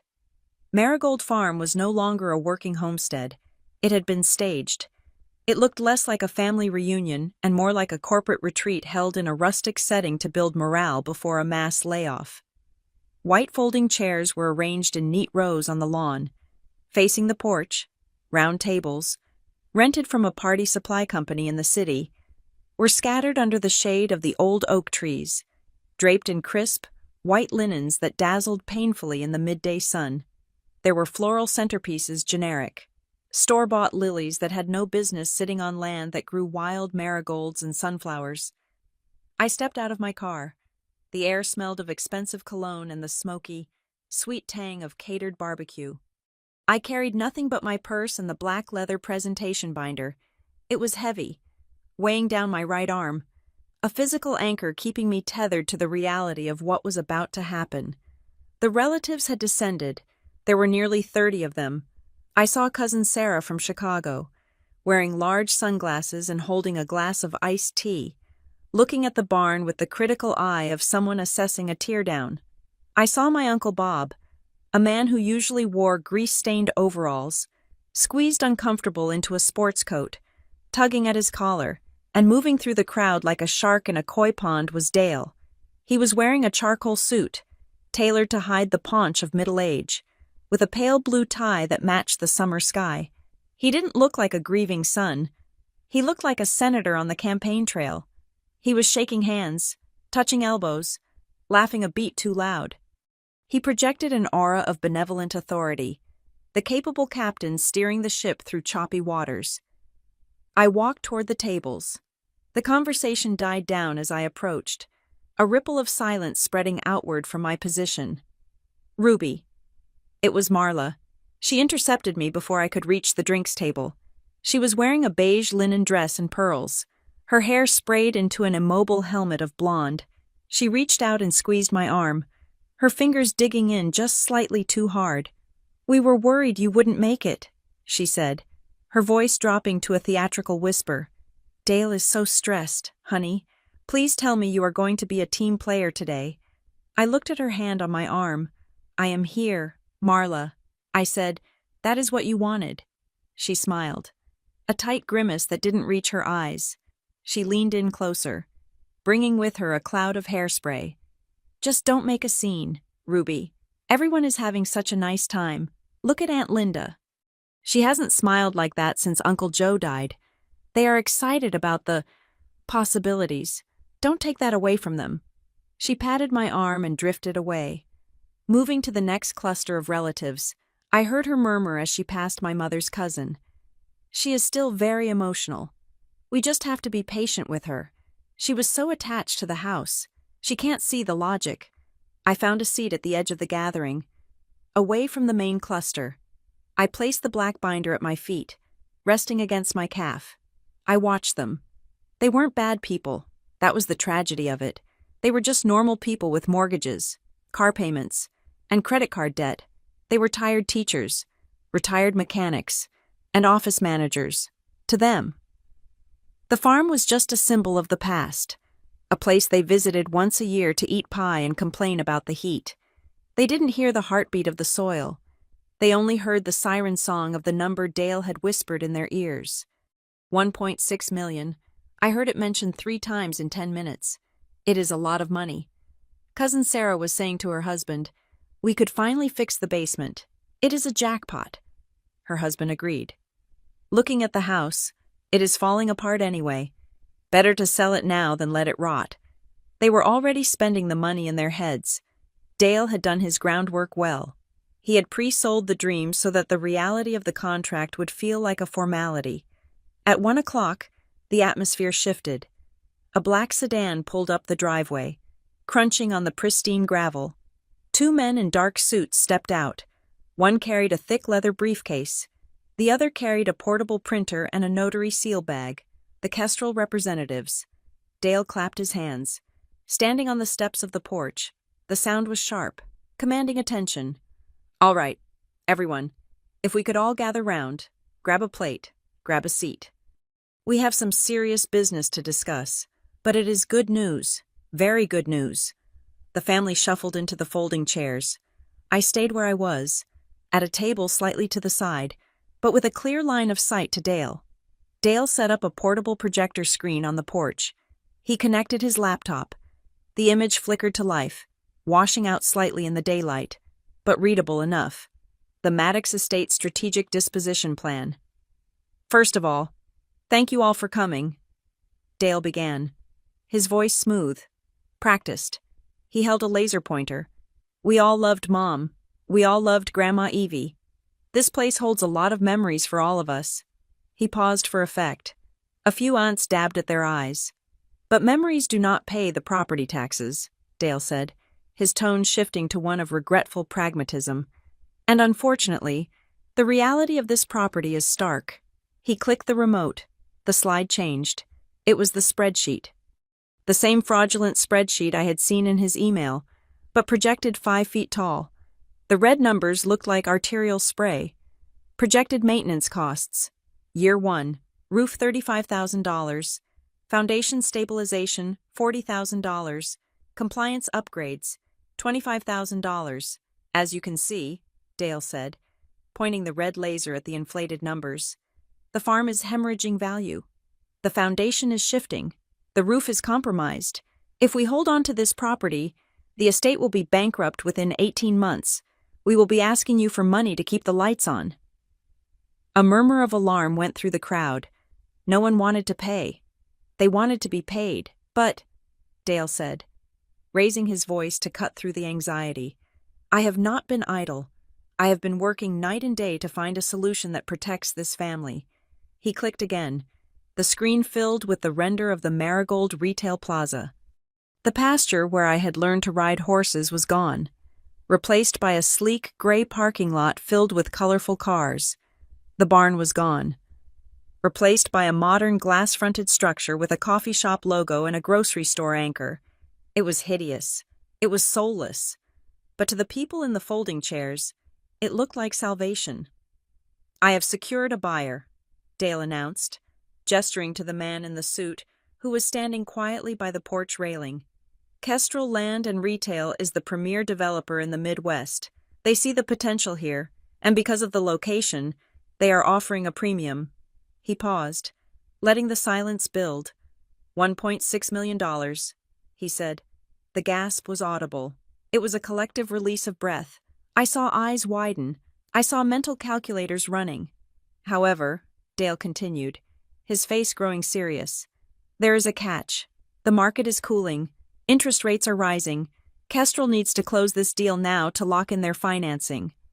If we wait, if we drag this out with probate and squabbling, this offer disappears, and we are left with a rotting house and a $40,000 foundation bill." He looked around the group, making eye contact with the key influencers, the loud uncles, the gossip-prone aunts. "I am selling today," Dale declared. "The papers are ready. The buyers are here with the check." He signaled to Marla. She stepped forward, holding a clipboard. "This is the family consensus agreement," Dale said. "It gives me the authority to finalize the deal right now. This afternoon. It waives the waiting period so we can get the funds distributed to your accounts within 30 days. He looked at the notary, a small man setting up his stamp on a side table. "We have a notary on site. We are going to pass this clipboard around. Once everyone has signed, we turn this liability into a legacy." Marla handed the clipboard to Uncle Bob in the front row. He didn't even read it. He signed it with a flourish, grinning. I watched the clipboard move. It was a relay race of greed. Cousin Sarah signed. Aunt Linda signed. It moved row by row, closer to me. I sat perfectly still. My hands were in my lap. I could feel the texture of the binder's leather against my leg. Dale was watching the clipboard too. He was sweating now. I could see the sheen on his forehead. He wasn't looking at the family. He was counting the signatures. He needed unanimity. He needed to bury me under the weight of the group. The Kestrel representative, Mr. Vance, checked his watch. He looked bored. He had seen this 100 times. A desperate family, a charismatic executor, a quick sale. He didn't care about the history. He just wanted the dirt. The clipboard reached the end of the last row. My mother's cousin, a woman named Betty, who had always been kind to me, turned and walked it over to my table. "Here you go, Ruby," she said gently. "It is for the best. Honey, your grandma would want us to be taken care of." I took the clipboard. The paper was thick. It was covered in blue and black ink. A messy tapestry of consent. 20 signatures. I looked up. The chatter had stopped. Everyone was looking at me. They were waiting for the final piece of the puzzle to snap into place so they could eat their cake and celebrate their windfall. Dale was staring at me from the porch. His smile was fixed, rigid, just a formality. "Ruby," he called out, "just sign it so we can eat." Marla was standing a few feet away. Her arms crossed. Her eyes were hard. "Don't you dare." Her look said, "Don't you dare ruin this." I picked up the pen attached to the clipboard. It was a cheap, plastic ballpoint. My hand was shaking. It wasn't a tremble of fear. It was the vibration of an engine revving before the clutch is dropped. It was the adrenaline of the hunter who has sat in the blind for 3 days and finally has the stag in the crosshairs. But to them, it looked like hesitation. It looked like the final, pathetic resistance of a girl who couldn't let go of a quilt. Dale stepped down from the porch. He walked toward me, his confidence returning as he saw my shaking hand. He thought I was breaking. He thought the pressure of the room, the eyes of the family, and the sheer weight of his authority had finally crushed me. "It is okay, Ruby," he said, his voice dripping with condescending syrup. "I know it is hard, but let me handle the burden now. Just put your name on the line." I held the pen over the paper. The tip hovered millimeters above the signature line. The silence was absolute. Even the birds seemed to have stopped singing. The only sound was the wind rustling the white tablecloths. A sound like ghosts whispering. I looked at the paper. The undersigned, hereby grant full authority. I looked at the render of the parking lot. I looked at Dale, who was now standing 3 feet away, his hand extended to take the clipboard the moment I finished. I gripped the pen tighter. My knuckles turned white. I didn't sign. I capped the pen with a loud, sharp click. The sound echoed like a gunshot in the quiet clearing. I looked up at Dale. I didn't smile. I didn't cry. I just looked at him with the cold, flat eyes of a woman who knew exactly how much a septic tank repair cost. Dale's smile faltered. "Ruby," he asked, a note of warning creeping into his voice. I reached down and picked up the black binder. I set it on the table next to the clipboard. It made a heavy, solid thud. "I am not signing." "Dale," I said. My voice was not loud, but it carried to the back row. A groan went up from the family. Marla stepped forward, her face flushing red. "Oh, for heaven's sake!" "Ruby," she hissed. "Stop being a child." Dale held up a hand to stop her. He looked at me, his eyes narrowing. "Ruby," he said, his voice dropping to a low growl that only I could hear. If you don't sign that paper, you are getting nothing. I will drain this estate in legal fees until there is not a dime left for you. I will ruin you. I looked past him to Mr. Vance, the buyer. He was watching now. He sensed the snag. I looked back at Dale. I turned the black binder so the spine faced him. I opened the cover. You are not selling today. Dale, I said. Why, he demanded, loud enough for the room to hear. Because you are sentimental. Because you want to keep a rotting house. No, I said. I stood up. Because you don't own it. The tip of the cheap plastic ballpoint pen hovered over the signature line. It was close enough that a tiny dot of ink bled onto the paper, a microscopic black period marking the end of Marigold Farm. Around me, the tension in the air broke. I heard the collective exhale of 20 relatives. It was the sound of shoulders dropping, of clenched jaws loosening. They saw the pen touching the paper and they saw their money. They saw the roof repairs on their own houses, the college tuition payments, the paid-off credit cards. They saw the $1.6 million turning from a fantasy into a deposit. Marla, standing just behind my left shoulder, let out a breathy, triumphant laugh. She reached out and squeezed my shoulder again, her fingers digging into my trapezius muscle. It was a touch that mimicked affection, but felt entirely like ownership. "Good girl," she whispered, loud enough for the nearby tables to hear. "I knew you would do the right thing. Ruby, we are all so proud of you." She was already celebrating. She was already mentally redecorating her kitchen. I looked at the signature line. Ruby Stewart. That was all they needed. 2 words to erase a century of history. I felt the heat of the sun on the back of my neck. I felt the weight of the black binder resting against my leg under the table. I felt the gaze of Mr. Vance, the Kestrel representative, who was checking his watch again, bored by the family theater. I lifted the pen, but I did not write, with a movement that was deliberate and slow. I took the cap of the pen, which I was holding in my left hand, and slid it back onto the barrel. Click, the sound was small. It was a tiny snap of plastic, but in the silence of the garden, it sounded like a bolt sliding home in a rifle. I set the pen down on the tablecloth.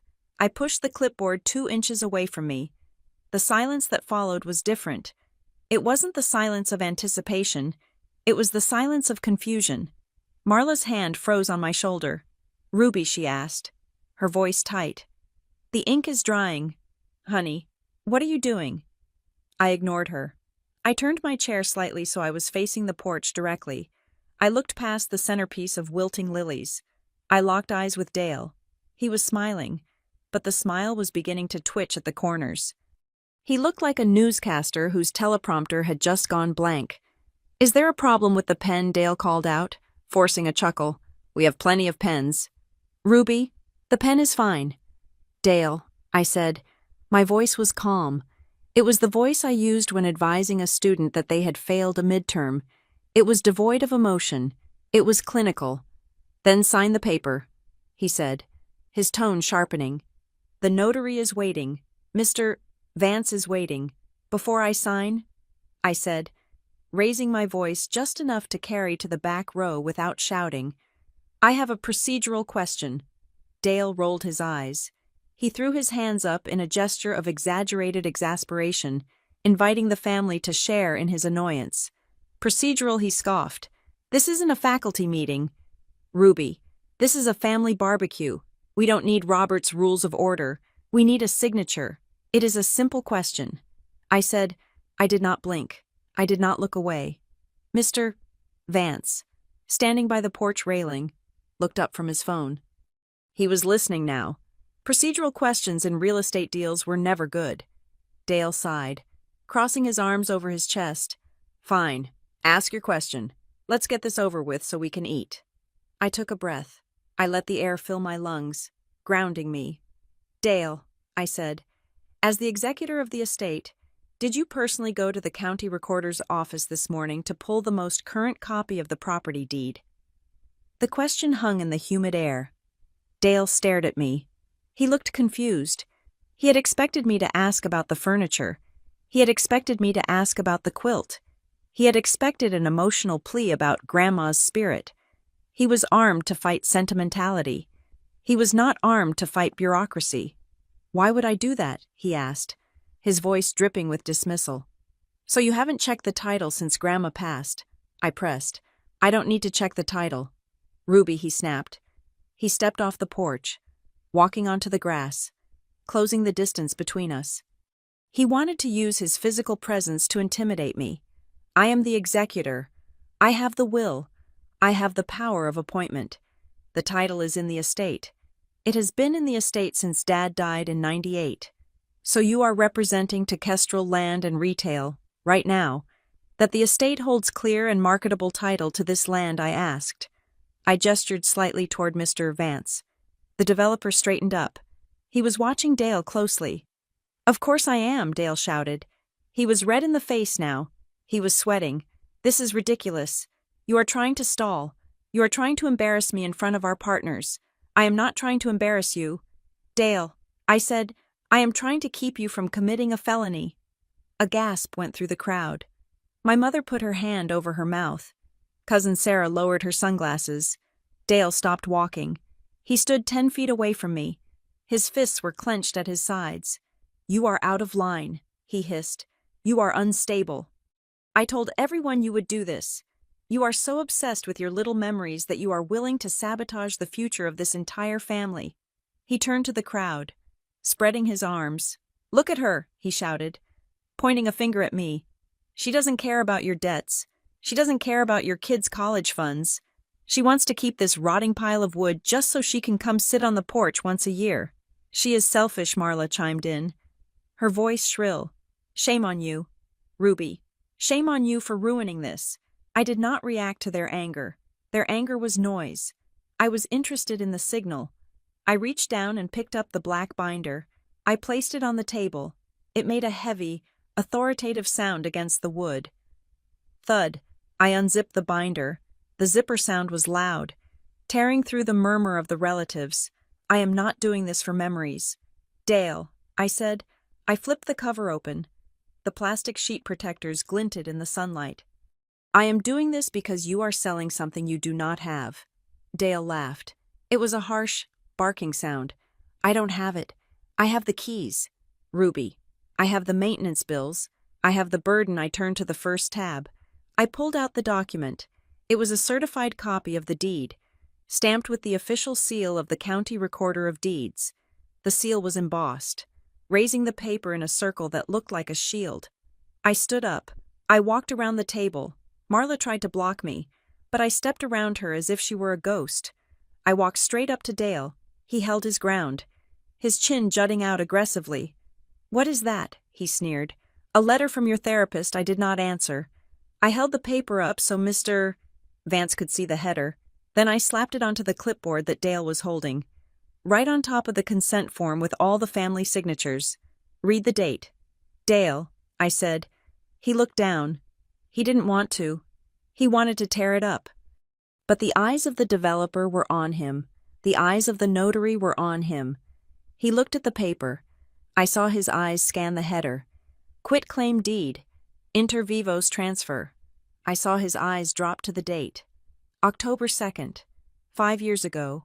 I saw his eyes move to the grantee section. Ruby Stewart. And then I saw the realization hit him. It started in his hands. The knuckles gripping the clipboard turned yellow-white. Then it moved to his throat, which bobbed as he tried to swallow. And finally, it reached his face. The politician's smile didn't just fade. It disintegrated. The arrogance evaporated, leaving behind something naked and terrified. His mouth opened slightly, but no sound came out. He looked like a man who had stepped off a curb and found himself falling into a canyon. He looked up at me. His eyes were wide, panicked, searching my face for a sign that this was a joke. But I wasn't joking. "You didn't check the records." "Dale," I said softly. "Because you didn't want to know." I turned to Mr. Vance. "The deal is off," I said. "The estate doesn't own Marigold Farm." I pointed to the paper in Dale's trembling hands. "I do." "This is a forgery." Dale's voice cracked, a high-pitched sound that betrayed the panic clawing at his throat. He threw the certified deed onto the table. the paper sliding across the white linen until it hit the pitcher of iced tea. "It is a forgery," he screamed again, looking wildly at the family. "She printed this off the internet. You can fake anything these days. Grandma never signed this. She would never cut this family out. Ruby is lying to you." I did not raise my voice. I reached back into the black binder. "Tab 2, I said calmly. I pulled out a photocopy of a page from a notary logbook. It was dense with handwritten entries. I placed it next to the deed. "This is the official log from the notary public," I said, pointing to the entry. "October 2nd, Evelyn Maddox. Identification used Missouri driver's license. Signature of notary, Graham Larkin. Signature of witness Wade Turner." I looked at Dale. "The stamp matches." "Dale, the index number matches. You can call the state board if you want to verify the commission number." Dale snatched the paper up, his eyes darting back and forth. He was looking for a flaw, a smudge, anything to cling to. "She was senile," he shouted, pivoting instantly to a new defense. He turned to the aunts and cousins, his arms wide. "You all remember how she was? She was confused. She forgot names. Ruby dragged a confused old woman to a lawyer and tricked her into signing away the farm. That is elder abuse that voids the deed." I saw heads nodding in the crowd. Cousin Sarah looked at me with suspicion. This was the narrative they could believe. It was easier to believe I was a villain than to believe their windfall was a lie. "Tab 3, I said. I slid the next document across the table. It was on thick, medical letterhead. "This is a letter of competency from Dr. Betrayal, Grandma's primary care physician for 20 years. I said, "It is dated October 2nd, the same day as the signing. Graham Larkin required it before he would let her sign the papers." I read the text aloud, my voice cutting through the murmuring of the crowd. "Patient Evelyn Maddox is fully oriented to time, place, and person. She demonstrates clear understanding of her assets and her intentions regarding estate planning. There is no evidence of cognitive decline that would impede legal decision-making." I looked at Marla. Her face had gone the color of ash. She knew Dr. Evans. Everyone knew Dr. Evans. He was the most respected doctor in the county. You couldn't fake his signature. And you certainly couldn't bribe him. Dale was breathing hard now. Short, ragged gasps. He was losing the room. I could feel the shift in gravity. The cousins weren't looking at the papers anymore. They were looking at him. But why? Dale stammered, his hands shaking so hard the papers rattled. "Why would she do this? Why would she hide it?" "Because she knew you." "Dale," I said. I unzipped the second pocket of the binder. "She knew you were planning to sell the farm before she was even in the ground." I pulled out the large, folded architectural rendering of the Marigold Retail Plaza. I snapped it open. It covered the entire table, burying the deed and the medical letter under a vision of asphalt and concrete. I pointed to the date stamp in the corner. "September 12th. I said, "Grandma died in May. You commissioned these drawings 9 months before she passed." A gasp went through the crowd, louder this time. Aunt Linda stood up, her hand over her mouth. "You were planning this last year?" she asked, her voice trembling. "While we were having Thanksgiving dinner, you were measuring the dining room for a parking lot." Dale tried to cover the date with his hand. "These were just exploratory. I was doing due diligence. I wanted to be prepared for what I asked." To cash out, I pulled out the final document, the loan application, the one stamped "denied" in red ink. I held it up for everyone to see. "You didn't want to sell the farm to help the family. Dale, you wanted to sell it because you owe $400,000 in personal debt and the bank cut you off." I threw the paper down. It landed face up. The no-title stamp seemed to pulse in the sunlight. "You are not the executor of a windfall." I said, "You are a man looking for a getaway car, and you were going to use our inheritance to pay for the gas." The silence that followed was absolute. It was the silence of a bubble bursting. The dream of the new kitchens and the paid tuitions vanished, replaced by the ugly, sharp reality of betrayal. Mr. Vance, the Kestrel representative, stepped forward. He walked to the table. He didn't look at me. He looked at Dale. "Is this true?" Vance asked. His voice was low, dangerous. Do you hold the title or not? Dale looked at Vance. He looked at the family. He looked at the paperwork spread out like an autopsy of his integrity. He opened his mouth, but no words came out. There was no spin left. There was no sales pitch that could fix this. Vance nodded once. A sharp, curt motion. He picked up his briefcase. The deal is off, Vance said. He turned to his assistant. Pack up the printer. We are leaving. Wait, Dale screamed, lunging after him. Vance, listen. We can fix this. She is just one person. We can sue her. We can challenge the deed. Vance stopped. He looked at Dale with pure disgust. You represented that you had clear title. Vance said, you brought me here to sign a contract you knew was fraudulent. You are lucky I don't call the district attorney on my way out of the driveway. Do not contact my firm again. He walked down the porch steps, his shoes crunching on the gravel. The sound of his car door slamming was the final period on Dale's sentence. Dale stood alone in the grass. He looked small. The suit that had looked so powerful an hour ago now looked like a costume. He turned back to me. His face was twisted with hate. You ruined it. He spat. You happy now? You get to keep your rotting house. And the family gets nothing. You stole from them. He pointed at the cousins. She took your money, he shouted at them. She took your $100,000. But no one moved. No one yelled at me. Instead, Uncle Bob stood up. He walked over to the table and picked up the spreadsheet, the one with the inflated repair costs. You said the foundation cost $40,000 to fix, Bob said, his voice heavy. It does, Dale lied. I have the receipts. Bob, I said quietly, I paid for the inspection myself. The foundation is fine. The roof is fine. Bob looked at Dale. Then where did the $12,000 go, he asked. The money you wired from Mom's account last week? Dale froze. Marla stepped back, distancing herself from her husband. You stole from Mom? Aunt Linda asked. Her voice wasn't sad anymore. It was furious. That was the funeral money. Dale, I didn't steal it. I was managing expenses. A car door slammed at the end of the driveway. We all turned. Graham Larkin was walking up the drive. He moved slowly, leaning on a cane, but he looked like a judge approaching the bench. He was wearing his three-piece suit despite the heat. He walked straight to the table. He looked at the papers. He looked at Dale. Mr.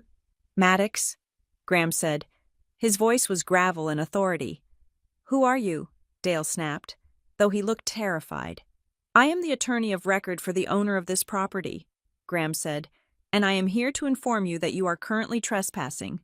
He turned to the notary, who was frantically packing his bag. I suggest you leave. Son, Graham said. Unless you want to be deposed as an accessory to attempted fraud. The notary ran, literally ran to his car. Graham turned back to the family. The deed is valid, he announced. Ruby Stewart is the sole owner of Marigold Farm. There is no sale. There is no $1.6 million. There is only the truth, which is that Evelyn Maddox wanted this land protected from the very man standing before you. He looked at Dale. If you continue to harass my client, or if you attempt to enter this property again without invitation, we will file immediate criminal charges regarding the misappropriation of estate funds. Do I make myself clear? Dale looked at Graham. He looked at the family, who were now staring at him with a mixture of pity and revulsion. He looked at Marla, who was busy typing on her phone, likely calling a divorce lawyer or an Uber. He didn't say a word. He turned and walked to his SUV. He didn't run. He slunk. He got in, started the engine, and drove away. He didn't even wait for his wife. The dust from his tires settled over the white tablecloths. The silence returned to the farm. But it wasn't the heavy silence of before. It was the quiet of a storm that had passed. I looked at the family. They looked lost. They were angry. Yes, but mostly they looked embarrassed. They had been ready to sell their history for a check, and now they had to sit in the shade of the trees they had almost cut down. I didn't gloat.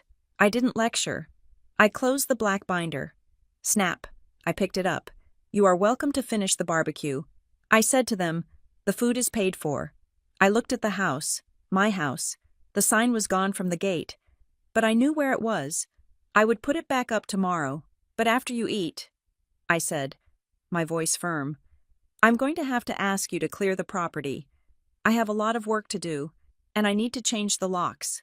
I turned and walked up the porch steps. I didn't look back. I heard the murmur of their voices start up again, low and apologetic, but I didn't stop. I opened the front door. The house smelled of stale air and old dust, but underneath that, I could smell it, the faint, sweet scent of dried lavender and old paper. I walked into the kitchen. I went to the window and looked out at the marigolds blooming in the garden box. They were bright orange, defiant against the weeds.